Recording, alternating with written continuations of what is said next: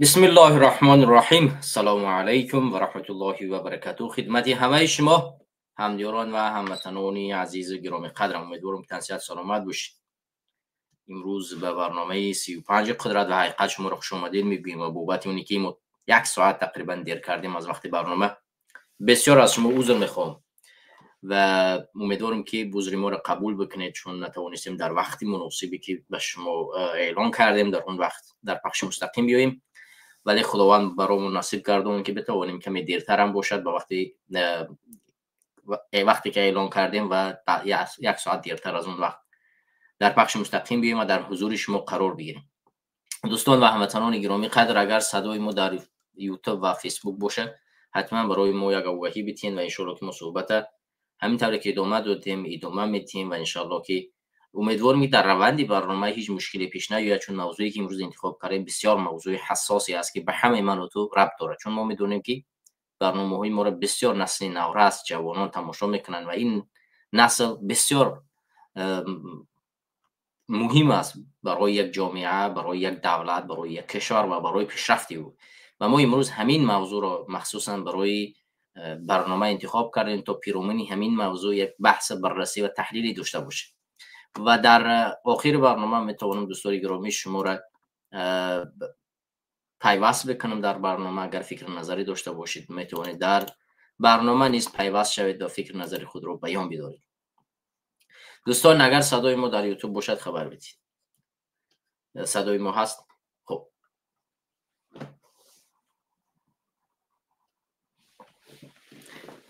همدیران عزیز، همونطور که شما از اسمی برنامه و یا اینکه از کارتینگی که ما گذاشتیم شما دیدید، ما به این طرز بیان داشتیم، صاد رو به این طرز گذاشتیم که جوانان عصر 21 نسل پیشوای ملتن. یعنی ما میخواهیم در این برنامه نشان بدیم که جوانان عصر 21 یا نسل پیشوای ملتن یا کی هستن. ما میخواهیم با این منطق برنامه را برگزار کنیم و پیرامون این برنامه بتوانیم چند لحظه با شما صحبت کنیم. البته همه میداند که جوانان وسیله بازی سیاسی در هر کشور قرار میگیرن، نه تنها در تاجیکستان، ولی در بعضی حالتها در تعداد کشورها جوانان میتوانند حکومت رو به دست بگیرن، حق خود رو بازپس بگیرن، ولی در حکومت تاجیکستان چنین نمیشود. به همین خاطر ما امروز موضوع رو گذاشتیم بر این برنامه، یعنی بر این، و کوشش میکنیم که طول چند ساعت دیگه در همین موضوع صحبت کنیم. ولی پیش از اون که من به این موضوع برمیگردم میخوام یک خیلی اخبار کوتاهی را به سمت شما بخوانم و در این اخبار کوتاه یک کمی صحبت کنیم تا برنامه گرمتر شود و تا اینکه برادرها پیوست شود و موضوع اساسی که بسیار مهم است و کلیدی است برادران از این بخبر نمونن و او را تماشا بکنن.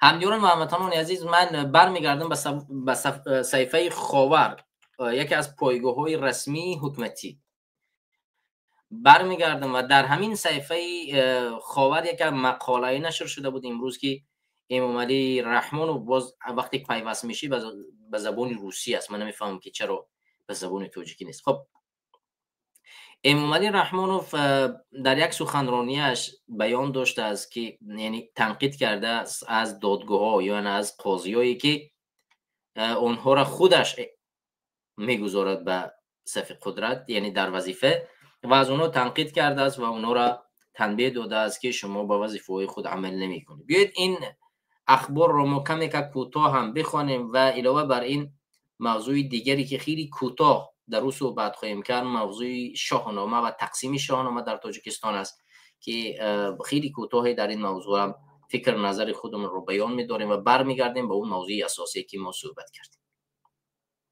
خب برمیگردیم ما اینجا رسانه ها رو ببینیم.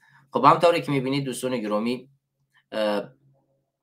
اینجا نشر شدگی است یک اخباری که در تاجیکستان شروع کردن به تقسیم شاهنامه. بیایید من به صفحه اصلی بیارم تا اینکه شما برادران رو ببینید و با هم این موضوع را از سامانه خاور بخونیم. خب شیر سکرین بیام را از اینجا بخونیم. همونطور که شما میبینید دوستان گرامی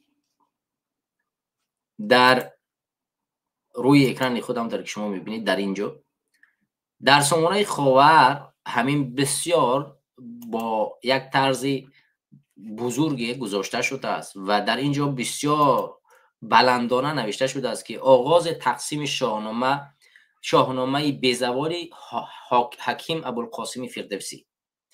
خب ما می‌بینیم روز دوشنبه 19/08/2025 همین خاور تقسیم شاهسرای بیزوالی حکیم ابوالقاسم فردوسی شاهنامه با اهالی تاجیکستان به اقدام نیکی فرهنگ پرورانه‌ای پرزیدنت جمهوری تاجیکستان پیشوای ملت محترم ایمالی رحمانوف از نو و با صفت بلند به نشر رسید آغاز یافت. خب ببینید اینجا تقسیم نمودن این شاهسر که با دستور سروری دولت محترم ایمالی رحمان با هر یک خانواده عالی کشور باید دسترس کرده شود، از شهر و ناحیه‌های ولایت مختار کوهستانی بدخشان و وادی رشت شروع شد. این اقدام اینجا نجیب و کم نظیر پیشوای معارف پرور ملت با افتخار 35 سالگی استقلالی دولت تاجیکستان پیش گرفته شده است. هدف از آن با تأکید سرور دولت پیش از همه احیای حافظ تاریخی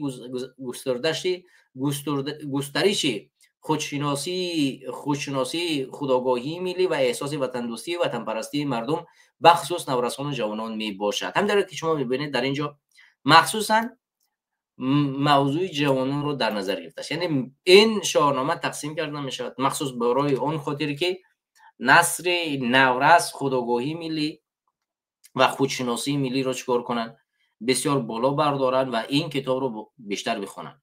کتاب مذکور در نشریات شرق آزاد دستگاه اجرایی پرزیدنت جمهوری تاجیکستان در همچون 2 جلد به تعداد 1700 نسخه طبع رسیده است. خب همطور 1,700,000 نسخه طبع رسیده است. بله. خب باید یادآور شد که شاهنامه بیزوال حکیم ابوالقاسم فردوسی بزرگترین حماسه ملی مردم آریان نژاد و گنجینه حکمت و خیرت به حساب می رود.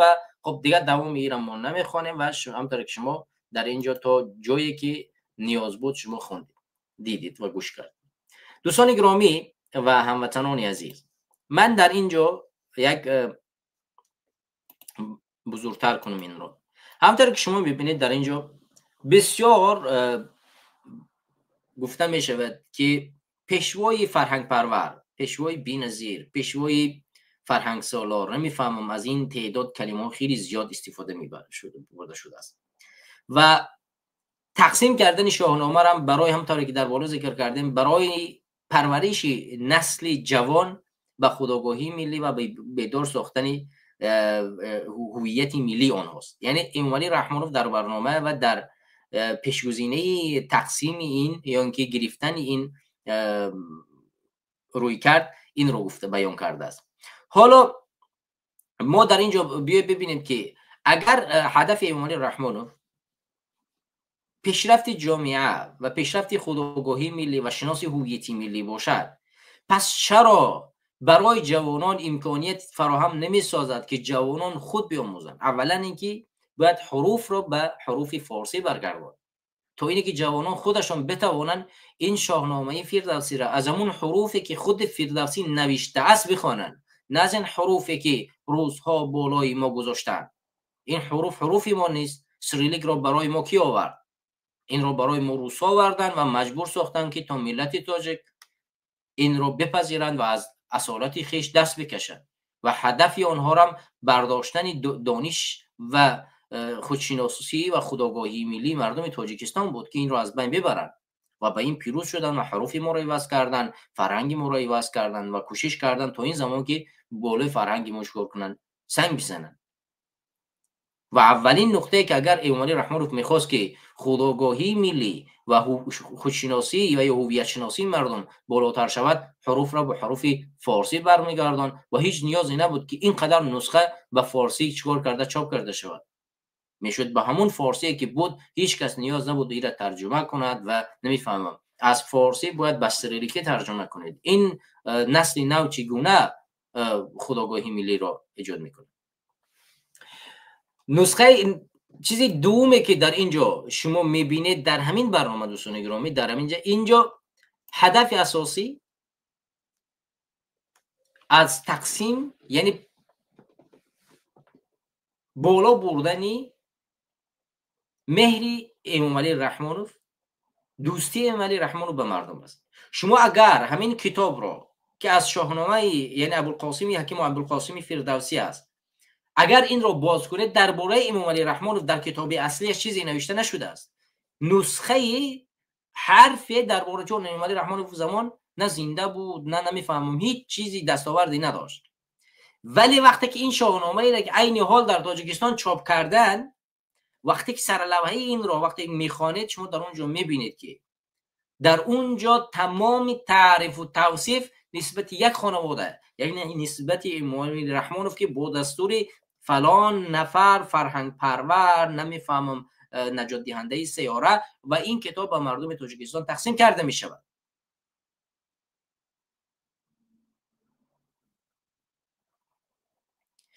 یعنی هدف اساسی اینها تعریف و توصیف خانواده امام علی رحمانوف است. من یادم نمی رود که بعد از پاش خوردن شوروی در ناحیه رشت، حالا من دیگر ناحیه ها را نمیدانم، مردم از همین کتاب و گزیت هایی که شوروی در اونجا باز گذاشت برگشت رفت، کتاب علم دانش است، یعنی او را نمیشه از بین برد، ولی مردم ناحیه رشت چیکار کردن؟ به اونها سیب و ناک چیکار میکردن؟ هموار میکردن تا اینه که نپوسد. تمام اون کتاب ها و گزیته ها و روزنامه هایی که بود آنها را چیکار کردن؟ برای هموار کردن سیب و ناک خود استفاده کردن.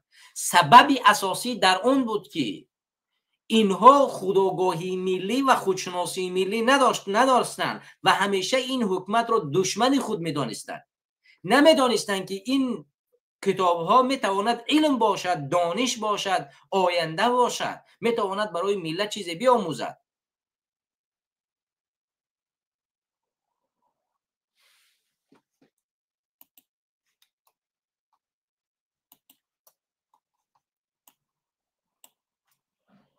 برای همین اینجا مشکل در این است که وقتی که امام علی رحمانوف میخواهد شاهنامه را تقسیم کند، در قدم اول باید سنجش کند که برای خودشناسی، برای خودآگاهی ملی چی گزینه ها را باید، چی شرایط را باید آماده ساخت که یک جوان، یک کسی که امروز کتابخوان می شود چگونه میتواند خودش را بشناسد، همچون تاجیک و مسلمان و کسی که در تاجیکستان زندگی میکند چگونه بشناسد خودش را.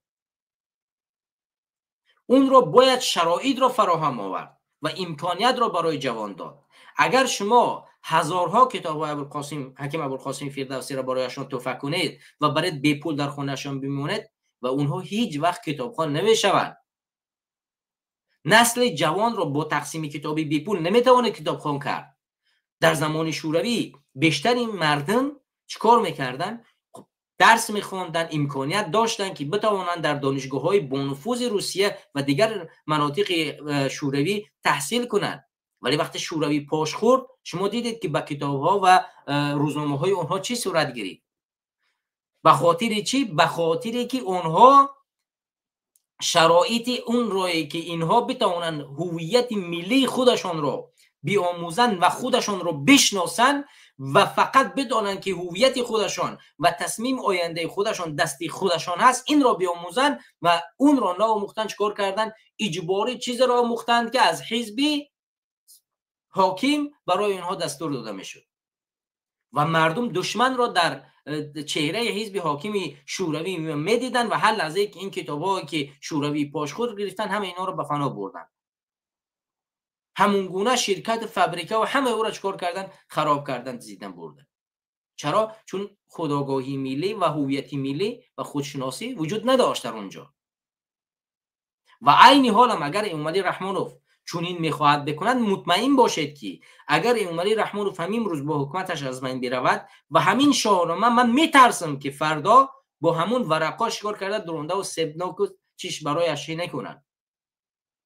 حالا حکومت بیاید که اگر حروف رو تغییر بدهید اینقدر بودجه مال کشور، مثلا اگر من به سر قدرت بیام در این شکی نیست که من حروف رو به حروف فارسی خواهم برگردان و وقتی که حروف به حروف فارسی برگشت اینقدر کتاب و چاپ این کجا می شود؟ اینقدر مال مملکت و پول مملکتی را که اینا به خراج گذاشتن به کجا می رود؟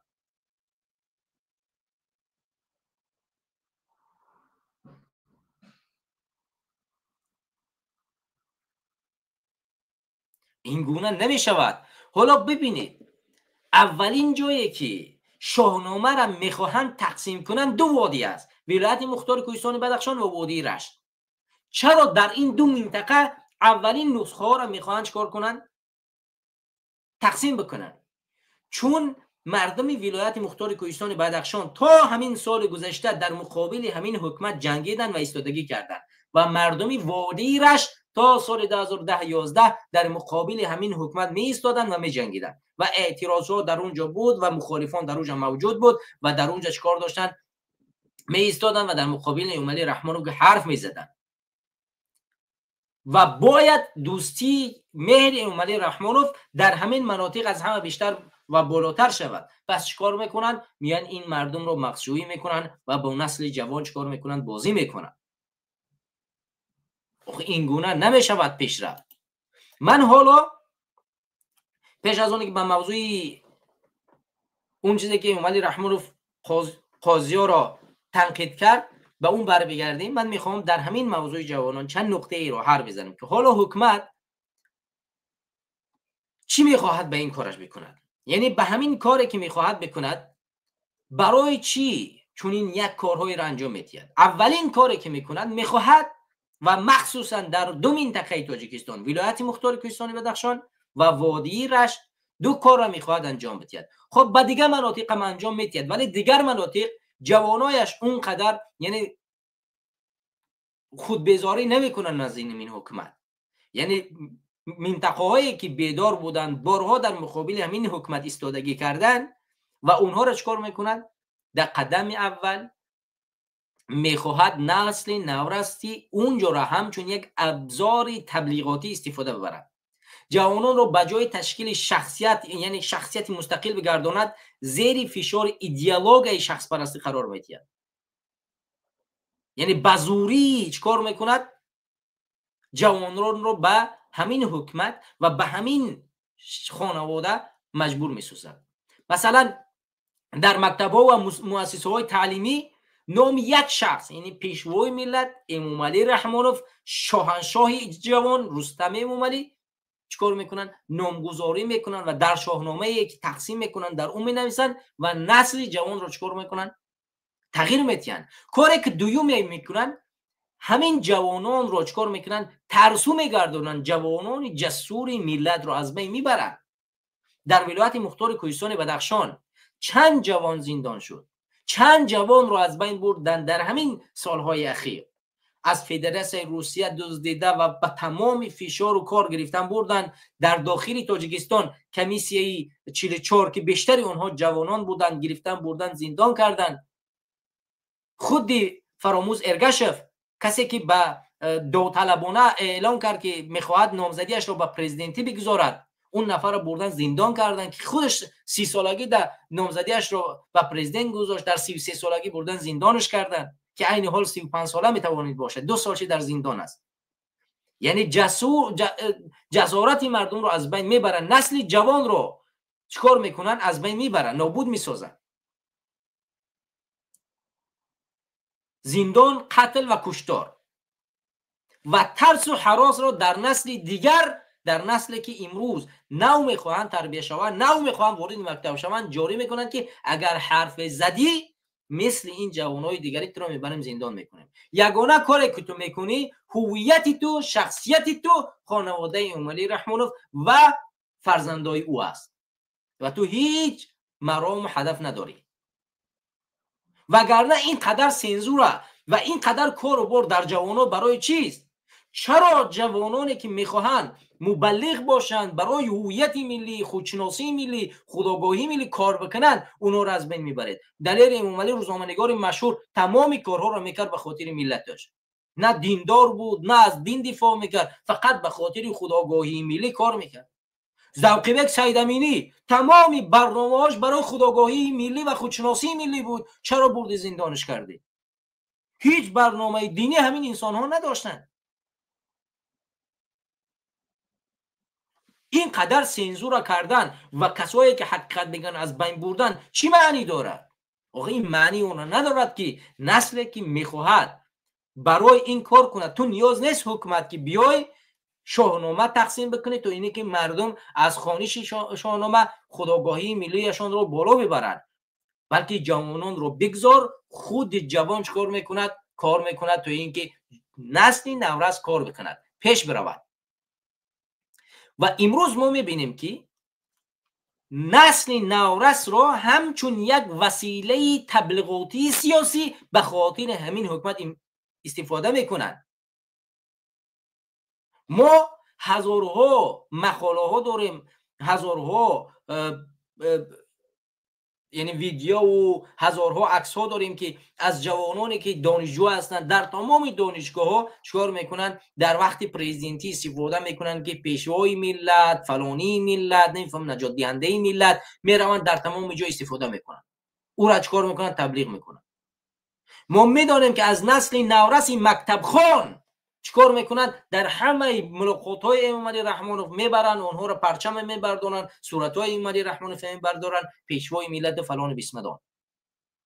حالا این یک طرف برمیگردن ورزشکارانی جسوری ملت که اون ورزشکار پهلوان و کسی میگویند که او جسارت دارد. پهلوان کسی نیست که امروز میره یک کسی دیگر گوشی میگیره میشپد، بلکه جسارت دارد. پهلوان این کشور رو چیکار میکنن؟ میگیرن میارن در وسیله تبلیغات همین حکومت جاری میکنن و ورزشکار میبرن چاپلوسی همین حکومت میشود.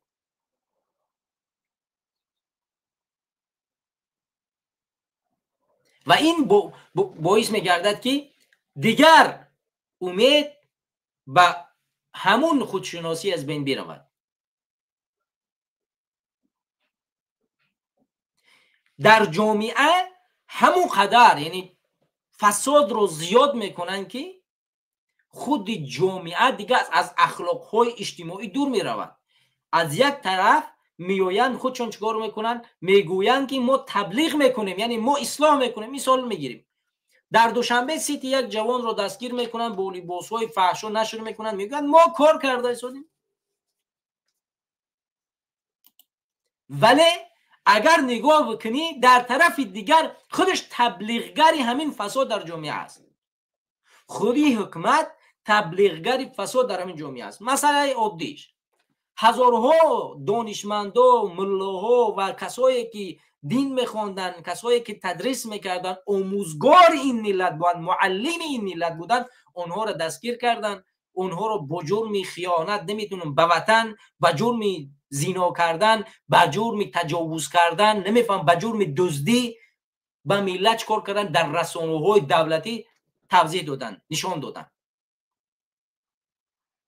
این خود گواهی چی رو میتید؟ تو وقتی که یک معلم آموزگار این ملت رو میاری در رسانه ها، یعنی در تلویزیون دولتی نشان میدی که همین دزد است، میزنش، تحقیرش میکنی، نشانش میدی. فردا یک نسل نورس که این رو مدرس و عالم خود میدانست چی از این بگیرد؟ کدام هویت ملیش رو ببیند، بشناسد؟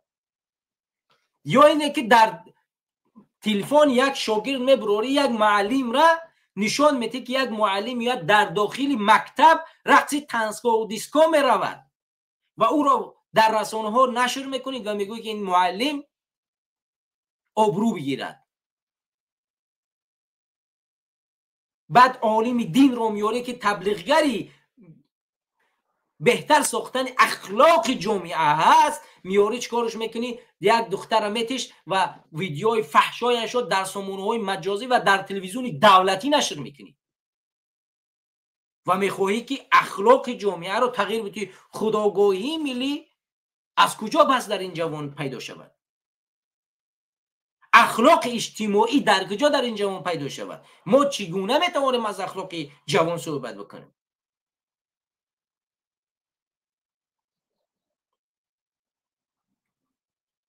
تا اون درجه را امروز این حکومت بالای مردم فشار رو آورده است که نسل جوان رو، جسور رو از بین میبرد، نابود میسازد و یه نسل دیگری را میورد که همچون وسیله تبلیغ، همچون وسیله استفاده چکار میکند؟ پیش میبرد و کار میگیرد.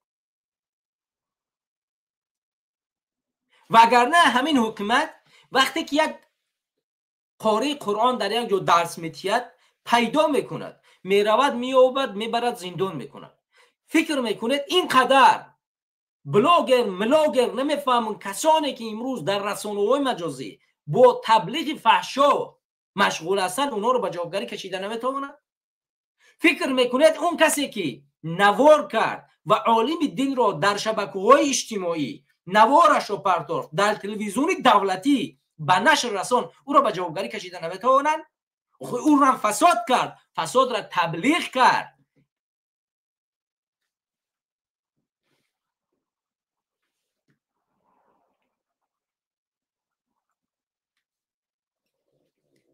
بیایید من میخوام چند نقطه، یعنی چند نواری رو در این سمت برای شما نشون بدم. پیش از اونی که به نوار بگردیم، من همینجا چند عکس رو به سمت شما نشان میدیم، بعد برمیگردیم به موضوعی، بعد برمیگردیم به دیگر نقطه‌ای که ما در اون صحبت میکنیم. خب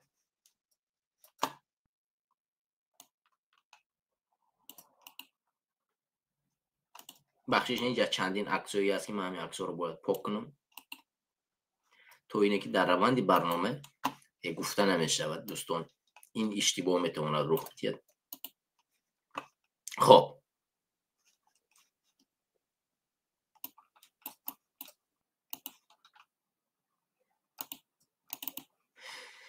این اولین عکسی است که ما نشان میدیم به سمت شما دوستان گرامی.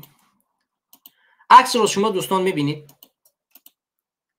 این عکسی است که امامعلی رحمانوف با نسلی که میخواهد تبلیغ کند در تاجیکستان صورت، یعنی عکس گرفته است. با پرچم کدام کشور؟ کشورهای خارج. و لباس ها ببینید، لباس های همین شخصیت ها رو ببینید، مگر همین لباس ملی است و یک جوان دختر خودآگاهی ملی رو با همین لباس میتوند به دست بیارد؟ و فردا تو منتظر داری که یک دختر یک جاشه برابر جای نازکشه که مرد را شهوتش رو بالا میبرد و غرض رو در دلش جای میکنن نسبت همین دخترها، و چگونه شما میتوانید این رو نشان بدید و این رو بگوید که شما به مردم چکار میکنید؟ شما به مردم اخلاق میآموزید، شما به مردم خودآگاهی ملی میآموزید. مگر میشود از یک خانواده ای که در چنین حالت فضا قرار میگیرد اون نسل آینده رو تربیت کند؟ من نمیخوام با خانمایی که لباسی برهنه میپوشونن تحقیر کنم. من فقط میخوام این نقطه رو بیان کنم که کسانی که چونین لباس رو میخواهن همچون لباس ملت نشان بدهند و میخواهن ملت رو با این راه پیش ببرن و تربیت کنن، یعنی من ضد این نقطه هستم که نمیشود دروغ گفت. آخه اگر یک بخلشکه پایانش ببوری آب رو اگر هرچی پر کن پر نمیشود. آخه نمیشود با چونین کار پیش رفت و تربیت کرد. تربیه خانواده امامعلی رحمانوف همین است. بیایید صورت دیگر رو ببینیم.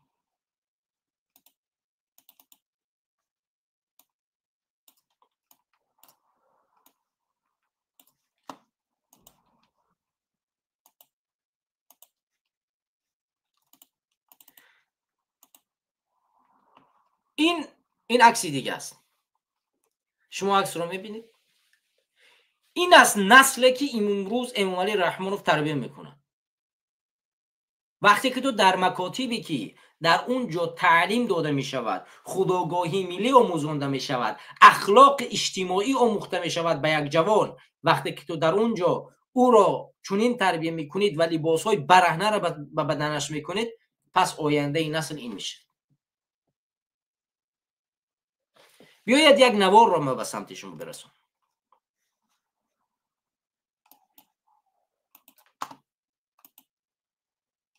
بیاید یک نوار هم به سمت شما برسونم.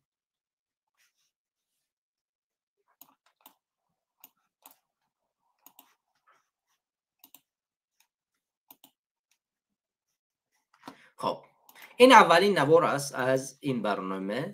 ما به سمت شما در طرز کوتاه‌تری ما به سمت شما برسونم تا اینه که اگر دوستان صدای نوار نباشه برای من خبر کنید.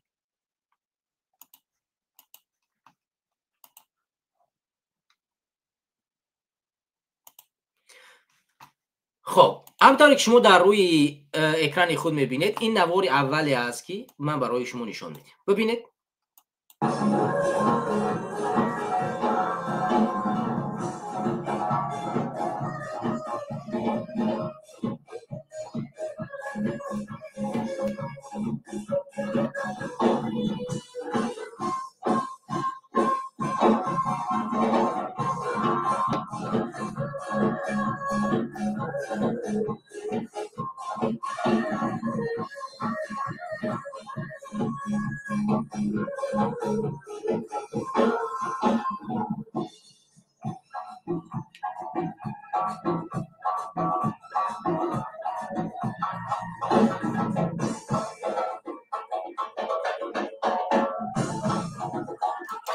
دوستان گرامی، من این نوار رو میدونید برای چی انتخاب کردم. شما فکر نکنید که اینجا من تبلیغی فحشا میکنم. اینجا هدف است، هدفی از نشر این برنامه. ببینید همین قدم قربان یکی از سرآینده‌هایی است که در تلویزیون‌های دولتی همیشه برآمد میکند. در تلویزیون روسیه رفت اجازت پیدا کرد برآمد کند همچون توجیه. در تمامی محفل‌هایی که در اونجا برای ملت آموزانده می شود، در همون محفل‌ها که خودآگاهی ملی به گفت این رحمانوف و حکومتش باشد در اونجا میرد اشتراک میکنه. خودش بارها میگوید که من در تمام محفل‌های حکومتی به پول میرم اشتراک میکنم. مثلا سربازا رو میخواهند در یک جا جمع بیارن، میرم در اونجا سرودخوانی میکنم و این کارو میکنم. یعنی یک از شخصیت‌هایی که گویا نسل جوان رو تربیت میکنن، تربیت کننده این نسل نورس پیشوای ملت توسط این شخصیت ها انجام داده می شود. و خاطر که در تمام کارهای حکومتی کی اشتراک میکند؟ این همین شخص. و رقص همین شخص رو همچون تربیتگر شما ببینید، همچون تربیتگر نسل امروزه پیشوای ملت شما این همین است. شما در چهره کسی دیگر چیز دیگه نبینید. پس امروز میآیند از پول بودجه من و تو 1,400,000 کتاب نشر میکنند تا میبرند به کیا بتیان؟ به مردم بتیان که مردم خودآگاهی ملی را بیاموزند. و در مکتب خود همین حکومت اخلاق اجتماعی را به مردم نآموزد، بلکه رقص، فحشا و لباسهای برهنه مجبور کند که طلبگان داشته باشند. از لباسهایی که میتواند اخلاق ملت را نظارت بکند، نگاه بدارد، از اونها دوری میجویند، ممنوع میکنن اون رو. من لباسایشون نمونه ایشه که امروز لباس ملی همین پیشوای نمیفهمم بد اخلاقی ملت رو که من نشان تو دادم، دیدید که الان چه خیلی لباس ها قطعی در اونجا صورت گرفته بود. دخترها خودش هم این گونه لباس دارن. این لباس هایی نیست که شما بگید اون میخواست لباس دخترای خودش رو لباس به خواهرها و مادرها به همه ایماج کار کند، فرهنگ بسازد. بیاید تمام نوار تربیتگر نسل پیشوای ملتی، کسایی که پیشوای ملت میگم ببینید.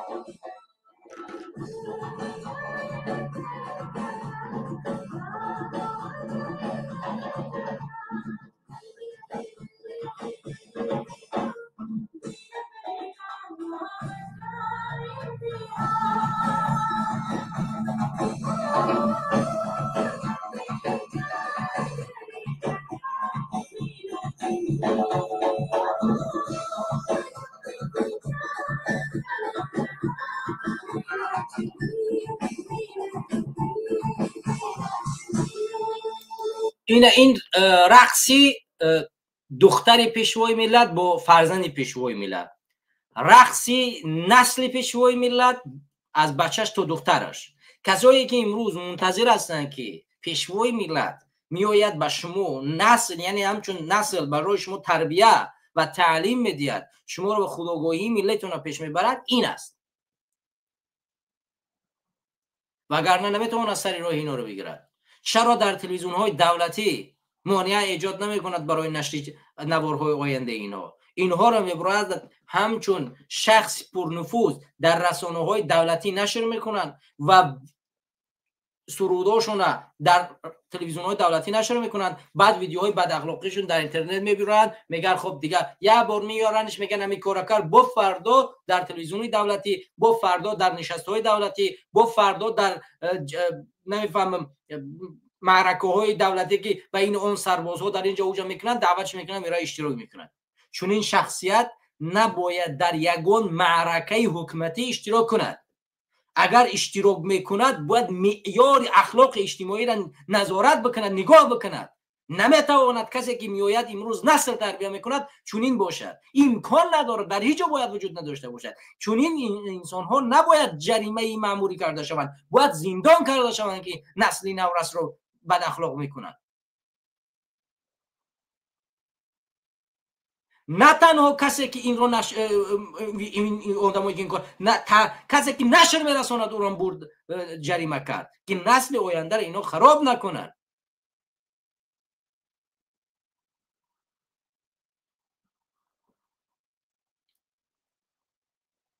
من نمیدونم که این حکومت کجا را نگاه میکند. 1,000,000,400,000 کتاب میتواند نشر کند، به پول برای تقسیم بکند، پول بودجه کشور پیدا بکند، این کارا کند، دزدی کند، ولی چرا نمیتواند نسل نورس رو درست تربیت کند؟ این چگونه اخلاق رفتار است؟ نواری نوی همین انسان نشر شد که در نشست‌های تشکیل کرده دولتی حکومتی در کلاب اشتراک میکند.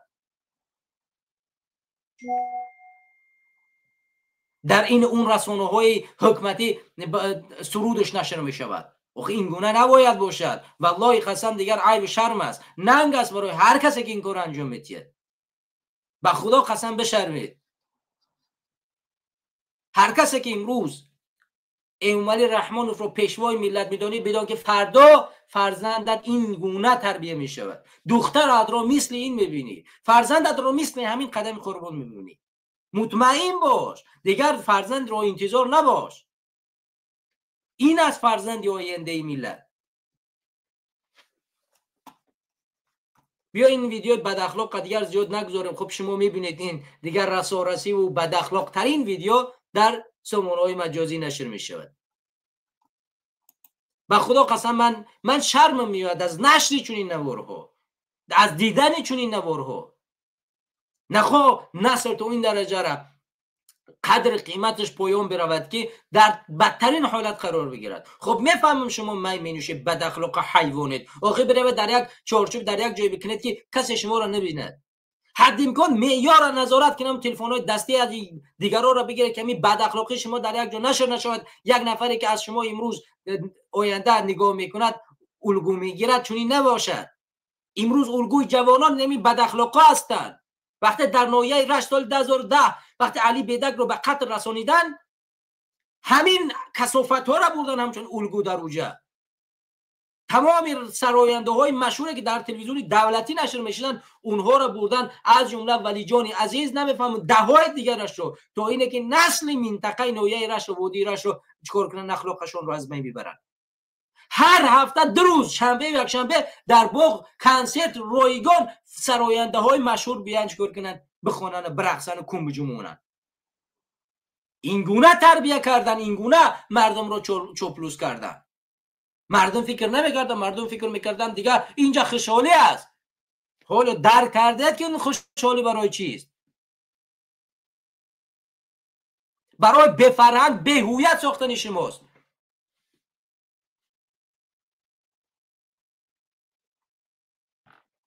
به خدا قسم همین برنامه ها مطمئن باشید که هر روزه ادامه میکند. بیایید ما یک ویدیو بزرگتر دیدیم نه قدم قربان یک انسان کلانسال است. حالا بیا نسلی تربیت کرده امام علی رحمان رو با قدم قربان ببینیم، قدم قربان ببینیم که با قدم قربان با امام علی رحمان چگونه نسل تربیت میکنن. یعنی پیشوا با شاگردش، پیشوا حکومت را اداره میکنند، میگوید من پیشوای ملتم و شاگردش قدم قربان که در تمام معرکه‌های دولتی حکومتی اشتراک میکند و گفتی خودش به مردم خدمت میکند، خدمتگزار مردم رو، یعنی کسی که تربیت میکند، خدمتگزار کسی که تربیت میکند، به پول میرود کار میکند، خدمت میکند. خدمتگزار با پیشواش چگونه نسل تربیت میکنند. بیایید به این نسل بپیوندیم که این نسل چگونه شد. این همین فرزندای جوان 17 16 نفهم، این جوانا 15 سالن 16 سالن، اینا دیگر پرزیدنت را یا که دیگر سراینده را غیر از این قدم قربان دیگرش نبینن.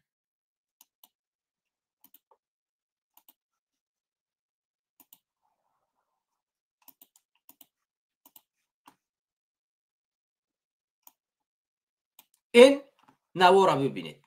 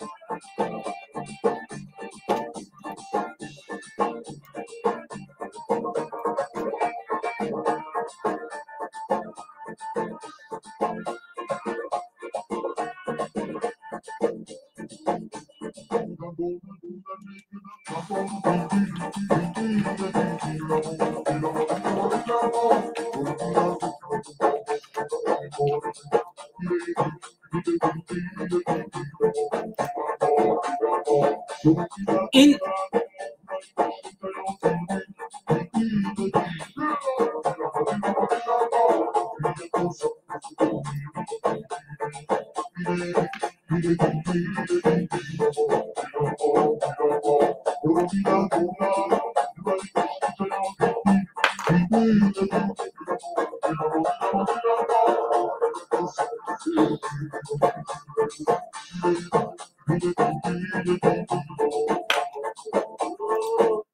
همینطور که شما میبینید دوستان گرامی، این را نسلی تربیت کرده قدم قربان و امام علی رحمانو پیشوا با شاگردش.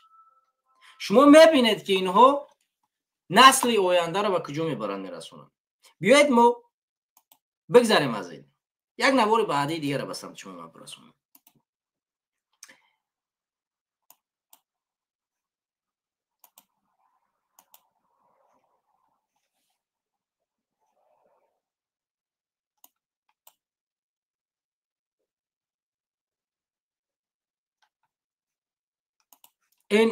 این نوار ما به سمت شما برسونم.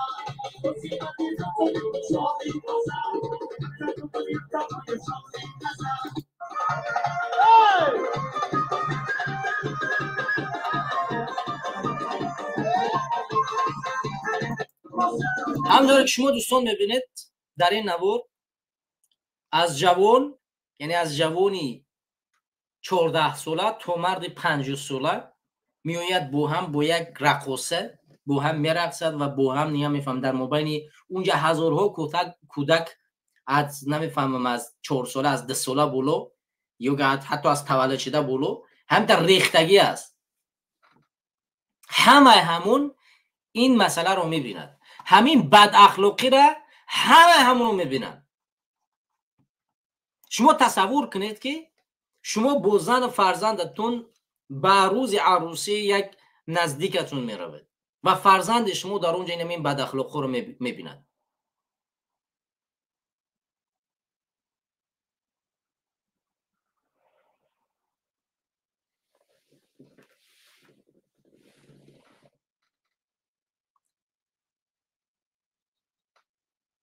به خدا قسم هیچ وقت در هیچ جای مطمئن باشید که با زن فرزندتون رفتید پاسخی برای همسرتون برای فرزندتون اگر سوال کنه پیدا کردن نمیکنه. من در خارج کشور زندگی میکنم، فرزندایی که در همینجا تربیت میوان تولد میشن هر یک سوالای پدراشون میتین که پدراشون پاسخی همون سوال رو نداره. نسل امروزه هوشیار است، یعنی با شما پاسخ وقتی که میگوید ما مسلمانیم، وقتی که میگوید که ما باید طبق اساس دین زندگی کنیم، ما توجیکیم، توجیک از توزیک گرفته یعنی گریخته از دین زردوشت مسلمان شده، وقتی که حرف میزنید اون فرزند از تو سوال میکند که پدر تو میگوی من توجیکم مسلمانم، یعنی من فرار کردم تو مسلمان شم، مسلمانیتی تو و توجیکیتی تو همین است؟ شما نمیتوانید هویت ملی رو خودآگاهی ملی رو با این گونه تربیت پیش ببرید. نسل نمیشود این گونه تربیت کرد، هیچ امکان ندارد، هیچ امکان ندارد. چگونه نسل شما این گونه تربیت میکنید؟ به خدا قسم عیب است، شرم است.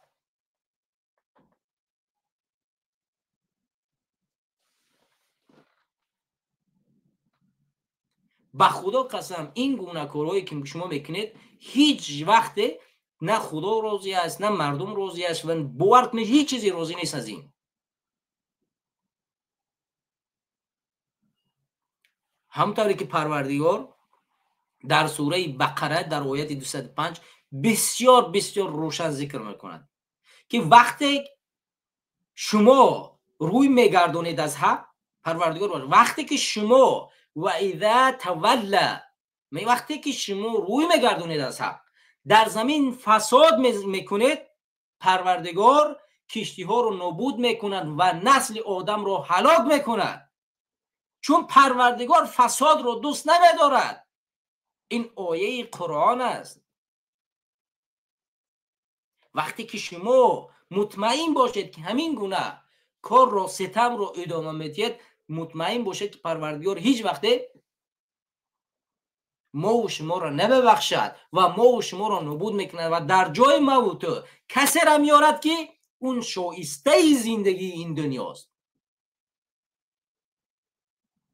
قوم حضرت نوح برای چه از دنیا نابود شد؟ به خاطر فسادی بیشترش نبود مگر؟ امروز فسادتر از ملت تاجیک در آسیای مرکزی تقریبا دیده نمیشود. باور کنید عیب و شرم و حیا کنید دیگر. سلام علیکم. سلام علیکم. علیکم سلام و رحمت الله و برکاته. امیدوارم خوب هستی برادر. و علیکم سلام دوست گرامی، خوب است؟ خی نسل تربیت کرده همین امام علی لعنتی که ملت توجیکه به وضعیت بد گرفتار کرده برادر عزیز عبیدالله. خی دیگه تا این مردم بیدار نشوه، اگر نسل ما اینم خیلی بیسواد قل غلامی در بدر، هر دولت در بدر خوک بسر، نسل ای بین می روه، ملت خور و رسوا می شوه. ای تکشیدگی ای جوانای یوش این هم خیلی حیوان بوری، این هم خیلی بیست سواد پشتیبانی از همین یک دیکتاتور امامعلی لعنتی کرده میگردن. خودش یک بیسواد لعنتی، یک چوپان ایدرونی گه برآمدگی خوک خورده برآمدگی. برادر شعیب مثل این ویدیو رو تماشا کن. اینا لباس نگاه. این اصلی قدم قربان و پیشوای ملت با تربیه نسل آینده است. این نسلی تربیت این همون نسلی که هست هم تربیت کرده. هر میره که وقتی که شما کتاب اشعار حکیم ابوالقاسم فردوسی را شما به مردم تقسیم میکنید، شما چی انتظار دارید؟ شما اسم همین ببینید، به همین بزرگوار حکیم میگویند، حکیم ابوالقاسم فردوسی. این اسناد اشعارش بسیار قوی است. تمام تاریخ ما را در اشعاری پیدا کرده می شود. مرزهای تمام فارسی زبان را، کشورهای ما را می شود در این شاهنامه معین کرد. هویت ملی ما را از این می شود معین کرد. هویت دینی ما را می شود از این کتاب معین کرد. حالا تو بیا به ملت این گونه کتاب بده و امامعلی رحمان رو برود چون این صورت بگیرد. من این یک صورتی گذاشتم که بعد بخواید خب یک بار به اشعار همین انسان عمل کنید در قدم اول که پیش از آن که شما میخواهید کتابی را تقسیم کنید. واقعا همین انسان قدم قربان روز در تلویزیون ها برآمد نمیکند، مگر معنی است؟ مگر در کلاب همین نور در یک نشست جمعیتی به پول همونجا میمد خدمت مردم میکرد به گفتی خودش. این نسل خب تو رفتی سرباز کی است؟ مثلا سرباز نسل نیست؟ جای سربازی تو سربازی کجا میره؟ آموزش میره دیگه. در اونجا تو تربیه میگیری. وقتی در اونجا میبرن تو رقاصت میکنن، تو چگونه آینده نسل میشه؟ میرود در مابین سربازا نسل تربیه میکنه، میرود در اون نشستهای فرهنگی نسل تربیه میکنه. این کار کرده است که برادر عبیدالله این امامعلی لعنتی همین یک کار کرد که مردم بیسواد کرد. در حقیقت مردم بیسواد کرد. رنگی گوسپند، رنگی گو استفاده برده است. منم 90 تولدم برادر. در دوره ما کمتر معلمای خوب بودن. وقتی که من دانشگاه دیر داخل شدم و معلم وقتی که درس میداد کتاب میخونه، کتاب خونده نمیتونه برادر. والله قسم من دانشگاه دکو بیسواد شده رفتم. ای فکر کو موی سرم ریخته. باور کن من مجبور بودم وقتی که من دیپورت شدم مجبور بودم که من دانشگاه ده خانم یک کاری کنم که همی وایمبلت لعنتیه گیرم، امامعلی وایمبلت چه گیرم لعنتیه. من در خدمت ده مثال عذاب نکشم. میدونم که خدمت ده مثال میزنن کدامی که نه محقول شون نیست، میگیرن ظلم میکنن، میزنن شکنجه میگیرن، شکستد میپرتوین. برای اوای من داخل شدم با یک مثال همین پول میگیرم. پول مامو دانشگاه دا داخل شدم. همین بدک بچه های بسواد بدک من خیلی گزالگی میکرده که من میگفت چیده من داخل شدم، من بیسواد شدم. گفته سروش دا همین پارتای سینف میزد، پارتای دانشگاه دا سرش دا پارتای دانشگاه داخ تق میزد. میگفت بیسواد جدا بیسواد میشه. میگفت این همو امامعلی خواستی تابع دل خود شای همین چیزا میخواست. امامعلی مردم بیسواد کرد.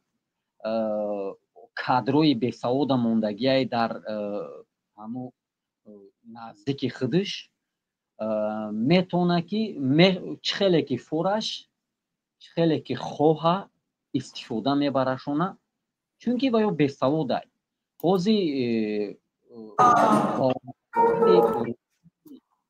گنگکم حرکتی همین امامعلی همین های که اکوی به هدفشون نمیرسن. انشالله از الله پاک امیدوار هستم که انشالله شکست میخوره این لعنتی. خیلی که ترکمنستانش دیگه خیلی نمیشه و انشالله امیدوار هستم که مردم یه روز نه یه روز همی که خستک دیگه اولو کو گوشت تنش کنده میخورن. ای 100% میشوه.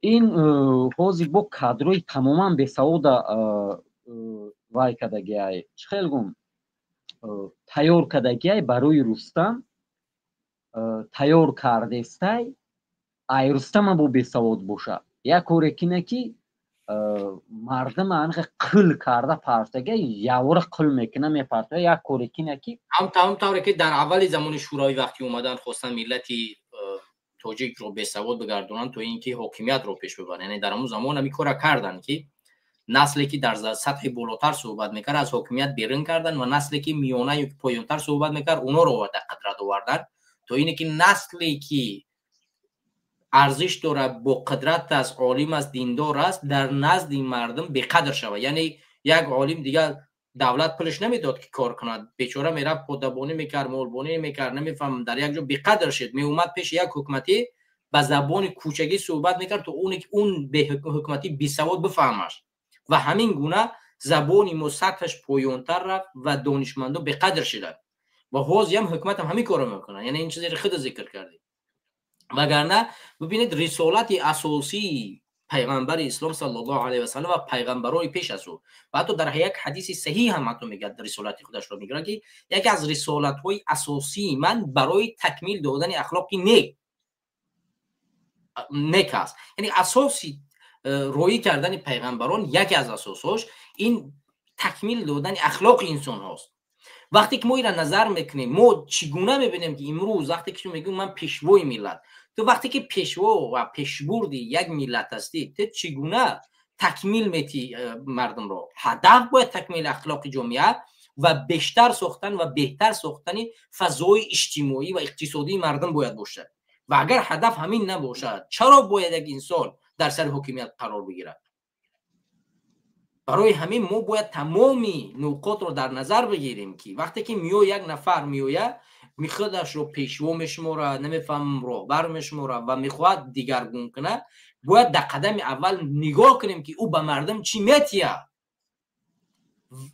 مثلا مثال عادی میگیم در سال 2007 و 2009 وقتی که حاجی میرزا و ایشون نوردین جان بسیار خدمت‌های زیادی کردن و جامعه را از اخلاق این حمیده برخوردار کردن، یکی از اساس‌هایی که اینها را بستن مسجدشون در چی بود؟ در این بود که دخترای امام رحمانوف قدرشون در جامعه پس شد و امثال دخترای امام رحمانوف و امثال دخترای امام رحمانوف کی بودن؟ همین نسل تربیت کرده امام رحمان. یعنی امام رحمانوف با حکمراناش با زیدی دستاش گرد اطرافش دخترای اینها اون زمان سریلش پایلش کونیلش میگشتن و اینها در جامعه چیکار کردن؟ به قدر شدن و اینها به خاطر که قدری یک نمیفهم کونلیچه بلند کردن چیکار کردن؟ اومدن ملاها را بستن درای مسجد اونها را، میکروفون اونها را، دهان اونها را پوشاندن تا اینکه این اخلاق بدی دختراشون در جامعه چیکار کنن؟ فرهنگی کنن. گفتن فرهنگ اون است که شما دارید، لباس شما کشیده و گرفته می شود و لباس دخترای ما در شما پوشیده می شود. همون لباسایی که عین ها در گذشته دختر امام رحمان رو میپوشید امروز بالای دخترای مردم اجباری پوشونده شدن. فهمید؟ اینا همون لباسی که دختری محکم و دیگر حکمران‌ها در گذشته داشتن امروز بالای ملت تاجیک و مردم تاجیکستان پوشیده استودن.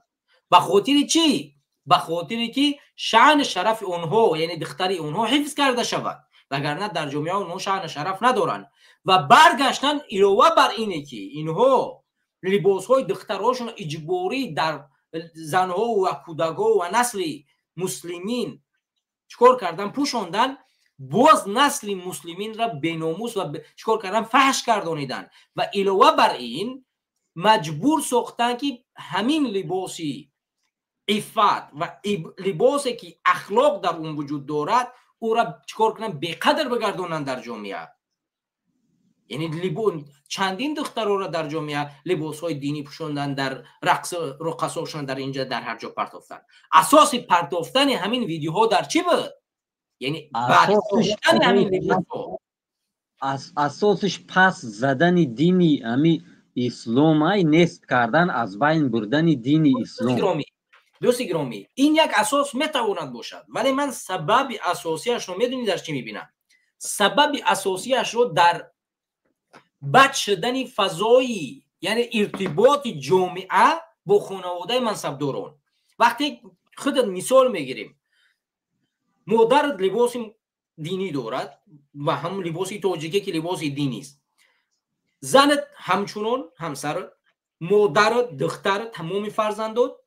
وقتی که در خانه تو یک نفر در بیرون لباسی غیر دینی میبینی، دختر میپرسد که یا که همسر میپرسد که شوهرم این چگونه لباس است، یا پدر جون این چگونه لباس است، میگن این لباس دینی نیست و بد اخلاقی است و این لباسی مثلا فحشاست. درست؟ یک نفر کونلج ببینی دختری مسلمت اگر سوال کنه همین پاسخ خواهید داد یا پاسخ دیگری داد. پس وقتی که تو میگویی که نه این یک بد اخلاق است و لباس دینی نیست در بدن ای، و همین گونه قدری اون نفر در پیش چشم تو چیکار میکنه؟ در پیش چشم فرزندی تو بد میشود، نه؟ چون لباس بد اخلاقی است. حالا مگر همین لباس بد اخلاقی در دستی در بدنه دخترای حکمتداران نبود مگر در گذشته؟ البته بود که همین چیزا به در نزد منت و فرزندای منت و پدر مادر منت و نسل مسلمه مگر بدنام نبودن؟ بدن یا نبودن؟ پس اساسی اینها که کار کردن، یعنی اساسی اولش همین است که بد ساختنی لباس دینی تا اینه که شأن شرف دخترایشون رو با همون لباس کونلیچی دینی باره بر بگردونن به جامعه. یعنی هدف اینا وگرنه اسلام با اینها چی ضرر داره؟ مثال چی ضرر میتید؟ حکمت شنی داره؟ بله بخشی گفت بریدم برادر، بخشی زیاد برادری عزیز. همی امام علی لعنتی این خودش بدینه، همون روش نمیبینی همین لعنتی نه خریستانی قبول داره. یک خدا غافل، یک اتئیست لعنتی ای گویم ای اتئیستو این خوبتره. این یک بدینه پدنالا این الله نمیشناسه، دروغ به زبان میگه برای حکمرانی کردن دولت حاضر مردم. برای چی؟ همین سبب اساسی چیه که مثال همین یک سطر کردن مقصد سطر رو ریش موندن چی ضرر داره؟ این میخواه که دین اسلام از تاجیکستان از بین بره. دوست گرامی اولا که اول اگر که بخواد دین اسلام از بین ببره این فرق میکنه. برای اینها دین همچون یک وسیله استفاده است. برای این بگو که کاملا میخوان دین از بین ببرن این کارو نمیکنن، چون این کار غیر امکان است. برای اینها فقط یک نقطه مهم است. اولین نقطه شأن شرف اعتبار خانواده و شخصیت خودشون حفظ شود در جامعه، چون اینها انسان‌هایی هستند که دور از دینن و در دین اینها همچون یک بد اخلاق شناخته میشوند و هدف اینها همین رو، یعنی از دین یک دینی مدرن زمانوی ساختن و به مردم دادن تا اینه که مردم مثلا در چهره دیگر رو بد نبینن. مثال عادی میگیریم، در اساسی مثلا ساختنی سینمای بزرگ هالیوود برای چی بود؟ برای چی یک کینوتئاتر بزرگ ساختن که در جهان امروز مثلا کینوها جای اول رو میگیره؟ برای چی؟ یعنی هالیوود برای چی؟ چون میخواستن یک چیز را در چشم مردم عادی بسازن. هدف این نبود که دینی مردم را از بین ببرن، هدف این بود که چیزی را که اونها میخواهند به جامعه تحویل بدین. یعنی اون چیزی را که اونها میخواهند. حاضر خانواده امام علی رحمانوف چی میخواه؟ چیزی میخواه که اون وقتی که عرق میخره در جامعه چیز عادی باشه. وقتی که یک کسش سرود میخونه که خودش در توی فرزندش سرود خون، این در جامعه همچون گناه و جرم دانسته نشوه. وقتی که زنش لباس فحشا میپوشد، دخترش لباس فحشا میپوشه، در جامعه بد در نظر نتوه. هدف این دیگر چیز نیست، چون میخواهم مثل هالیوود که کرد مثلا در انگلیس و در دیگر کشورها مگر مردم لباس فحشا بپوشیدن در گذشته؟ نه. چرا آنها اومدن لباس رو تغییر دادن، فرهنگ رو تغییر دادن؟ چون با طریق فیلم، با طریق سینما با اینها کار کردن و تغییر دادن لباس اینها را. حالا امام علی رحمانوف میخواهد چون این فرهنگ را به تاجیکستان بیارد. هدفش دین از بین بردن نیست، هدفش ترغیبی فحشای اون چیزی است که خودش چیکار میکند با جامعه در خودش زندگی میکنه در خونه، اون میخواد جامعه همون باشد. اگر جامعه به اون طریق امام علی رحمه الله میخواهد زندگی کند، واقعا مثل که خودت گفتی همون میشود، یعنی بیدین میشود، یعنی دین از بین میرود و دین باقی میماند که فقط در اسم وجود دارد. یعنی میگویی که من مسلمانم و دیگر چیزی در او وجود ندارد.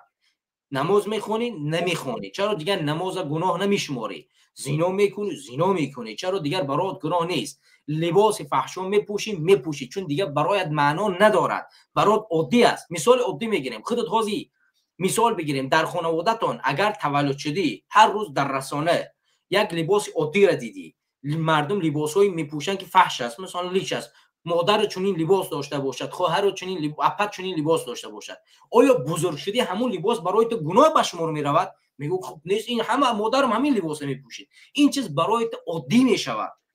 عادی می شود. برای تو چی میموند؟ فقط اسم میموند، تمام، باقی چیزی دیگر نمیموند. هدف امام علی رحمه الله فهم یعنی همین چیز است. منظور او کاملا دین رو از بین بردن نیست، منظور او فرهنگ دینی رو از بین بردن. اگر فرهنگ دین از بین رفت، دین بود از بین می رود، چون اسم البته آخی برادر، این وقتی که اسلام که سوز کرد، بعد همون واسه خودش همون دین ای بین میره و مردم هم غیر مسلمان بدتر میشه. و برادری عزیز گرامی، اگر آخر سخن چیزی گفتنی باشه بفرمایید. من میده که چند سخن دیگه دارم دیگه، اساسا خارج شم، یک کم کار داشتم، بسیار سراسیمه اومدم، بخش مستقیم یک ساعت دیر کردم. من چی گفتنیم، همین حکومتی ها دا من کار دارم، طرفدارای امام علی دا، امنیتی های لعنتی دا، چیمتنگ یتیم فی سگ دا، من باید سگ میدونم، یتیم و رمضان رحیم زاده سگ، اینو اما امام علی اینمی سگای چنگیزای دا گردش اطراف جمع کرده برای نابود کردن نسلی توجیک. در توجیکستان همه حکومتیایی که کار میکنن همش چلیش هم کار میکنن، کلون خرکلو هرانو ایدین بدین خدا ای خدا غافل موندگی. من چی گفتنیم همینو دم رمضان رحیم زاده یتیم فی لعنتی دا، او یوسف رحمون فی لعنتی چو کرن وای پرید رفقه گلبویو گنرالون گیانکو گیویانکو. همینو دا من گفتنیم که همین امام علی اگر حکومتش دوامتیه، اگر مباد و رستم بیویه به سر قدرت، یتیم فی سگ اینا دونکی لعنتی حرامی او بیرد میشوی، رمضان رحیم زاده تی هم میپری، کدام گنرالوی که گینکو شما هم میپرین، آدمای همون کلون همتون لعنتیو با عذاب بد گرفتار میشوین. اگر حکومت اویلوی اگر پولنی در سر قدرت چیش همه امنیتش و میلیسش همش اگر اویله خودش شد کو همت نابود میشوین. اینا فراموش نکنین لعنتیو برای اول حکومتی و امنیتی و میلیسا و کارکنای داخلی همتون گوش کنین که اگر طرفداری از همین امام علی کرده گشتن گیرین، اون ظلمی که بالای مردم بیچاره میکنین، تهمت میکنین با هر طریق و با هر رو، با لایک با دیگر چی تهمت میکنین، با هر رو زندانی میکنین. همین امام علی اویلش ظلمی نمی اویله به سری شما هم میبیاد، در کار باشه همین دخترچه تا میگیره ای پیش چشت میبره تجاوز میکنه، زن تا میگیره اگر همین خویا میگیره فوریدگیش کارشونه میکنن. اینا فراموش نکنین، برای هوای کار کنین سرجم شوین، مرد شوین، ازوروی زناتون پوشیده نگردین، مرد شوین، نصیحت کنین، یک دیگر تون میدونین اگر مثال مسیحت کنین، جمع شوین، ملت بیدار کنین، کار کنین، امام علیه گیرین همی کوزشمونین گیرین محکم کنین، کار کنین، مردم بیدار کنین، یک تغییرات شود درونده. کدام میکنه از همی حکومتی ها چی یتیم فی شیمتن چی تو میکنی، چی دیگریش رمضان رحیم زاده چی تو میکنی؟ اگر کدامت که همی کارا میکنی ملت میبخشتونه. ما رنگ شما مرغ حرام نیستیم. میلاد خیلی نیست. امام علی اویلش که مرغای لعنتی طرفداریش میکنی با استفاده میبره اسپانسورت میکنه با رنگ سگ مرد میکنه میکشد میپرتوه. همین امام علی جان تا در جانش که میمونی یتیم فی لعنتی مردم اینقدر کشتی خدا غافل مونده به خدا. همین امام علی با همین جانتی همین با سگ مرد میکنه میکشد. نه فراموش نکن یتیم. گپی من در همین امنیتی لعنتیه که در هر جا پرتفتگی اوزی همین هر جا در همین پرتفتگی گوش کنه که لعنتی ها با هر راه مثال امنیتی همین مبارزوی تیت پیت کرده پرتفته استای امنیتیوش پرتفتگی اینا دونین که شما سگمر میشوید.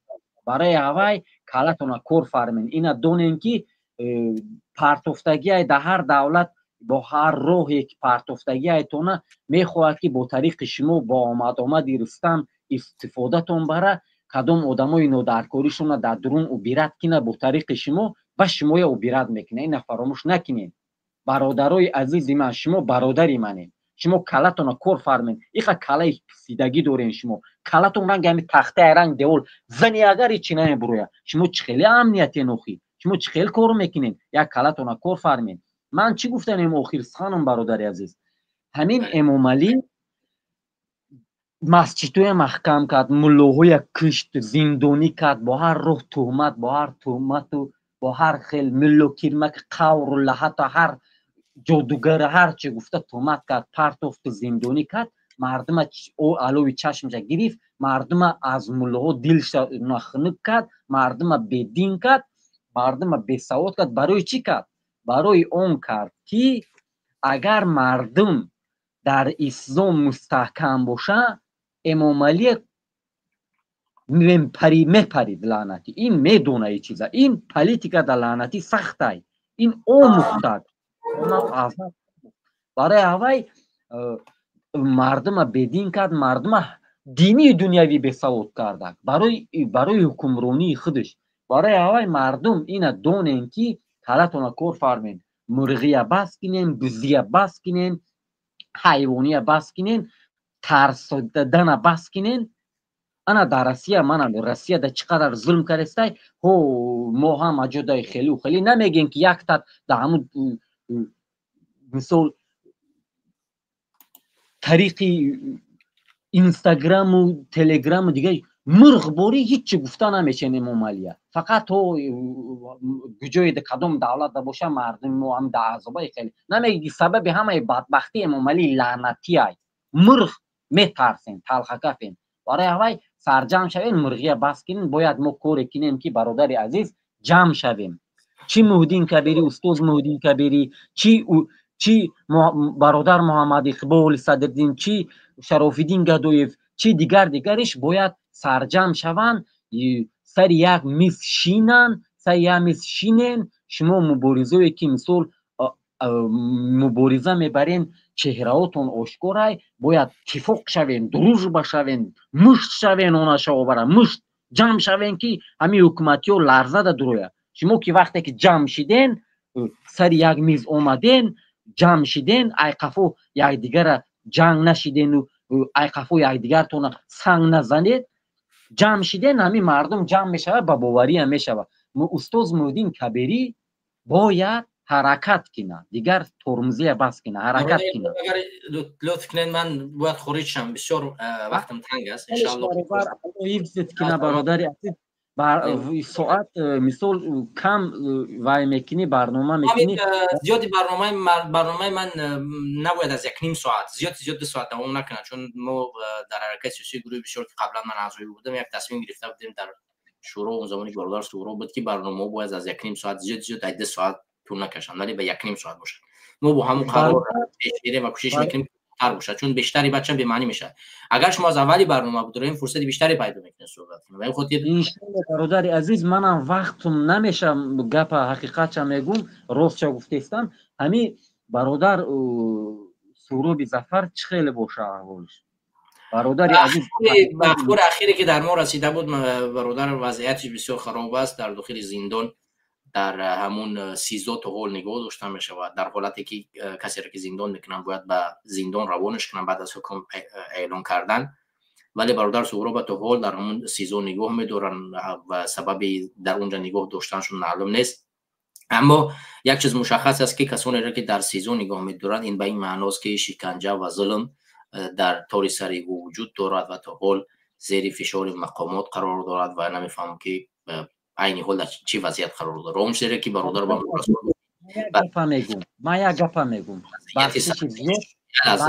برادر یک سوال کرده بگذار همون حرف آخرش تمام کنیم چون منطق نمیشه. خب برادر چیزی که اخیر در رساند این بود که برادر وضعیت سلامتیش اونقدر خوب نیست، شکنجه زیادتر کرده میشود و موی سرش کاملا یعنی سفید شده است و وضعیتش در اون حالتی که باید شاید باشد نیست.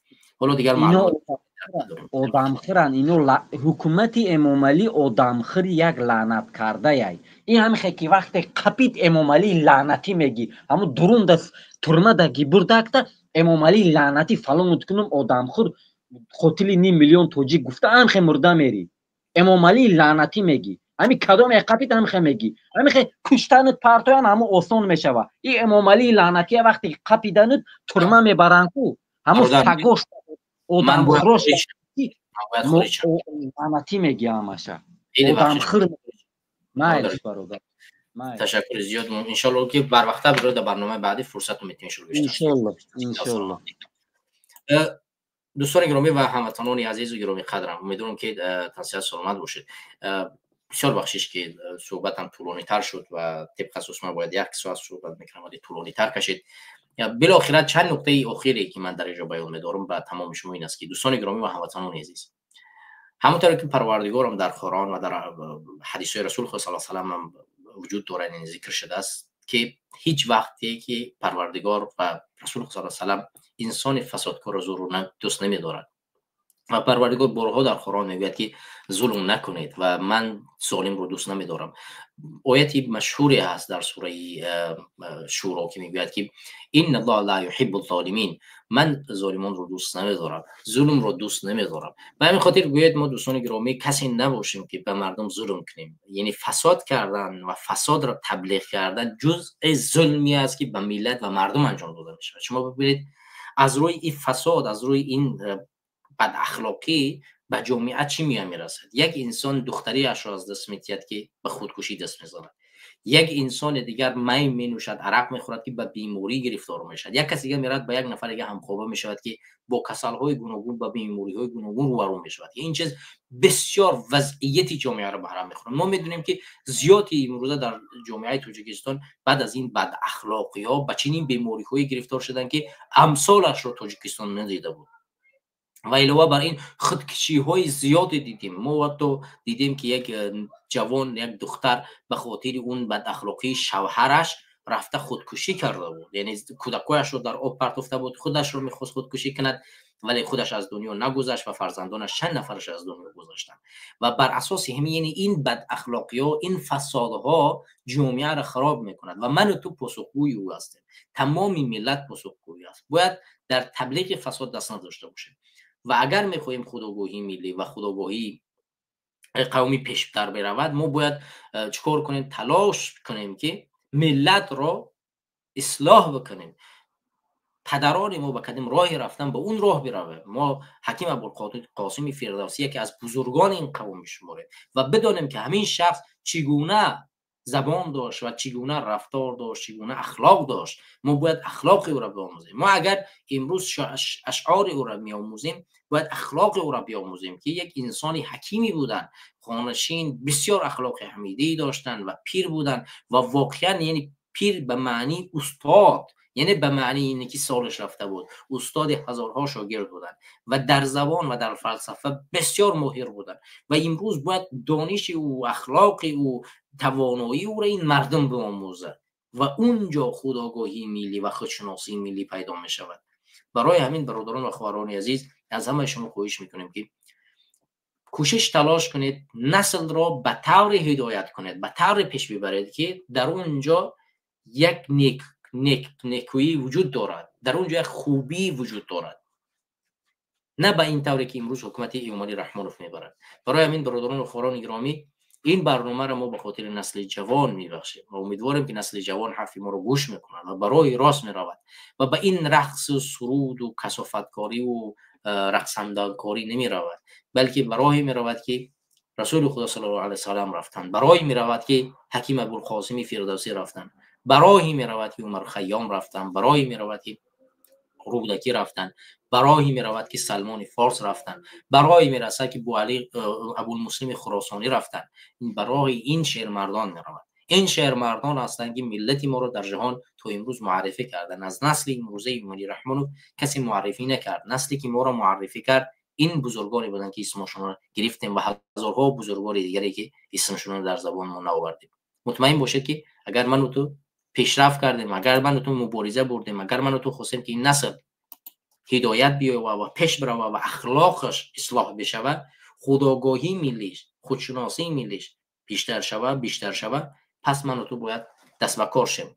اگر منی مسلمان، اگر توی مسلمان، اگر منی تاجیک مسلمان، اگر توی تاجیک مسلمان، اگر توی تاجیکستانی مسلمان امروز تلاش نکردی، زیر یک پرچم مبارزه نبردی و برای اخلاق جامعه کار نکردی، مطمئن باش که فردا بالای تو کار میکنن. یعنی همین کاری که تو نمیکنی اونا بالای تو کار میکنن.